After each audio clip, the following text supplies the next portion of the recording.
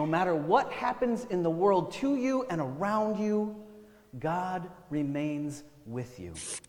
No matter which worlds as we know them end and which worlds begin, God's hesed, God's steadfast loving kindness is with you and with me and with us. If there's nothing else we hear today, hear this. We know that worlds as we know them will end.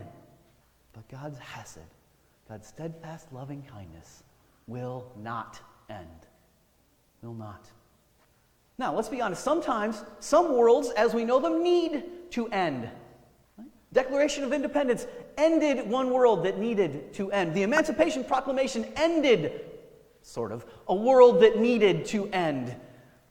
June 19th in 1856 in Galveston Bay furthered along the ending of that world of slavery that needed to end.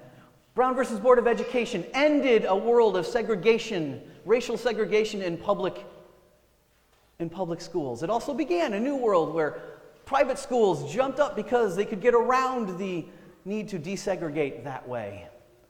Some worlds need to end. And through all of it, God's hesed, God's steadfast loving kindness is with us. Let's be further honest. It's not just world-shaking events and Supreme Court decisions that make it feel like the world is ending. Personal moments feel that way too.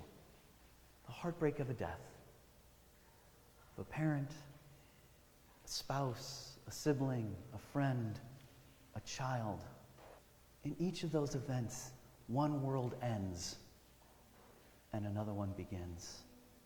Even in those absolutely worst moments, I'm convinced of who Jesus is and what we are learning from through the witness of Scripture and tradition and experience, that even in those worst moments, God's steadfast loving kindness. We know this. We know that worlds end all the time. Again, they're not always tragic events like death. Did you get married? One world ended and another one began. Did you get divorced? One world ended and another one began. Right? Did you have a baby? Did you have a grandchild? Did you leave a job? Did you start a job? Did you start at a new school? Did you become an empty nester? Right?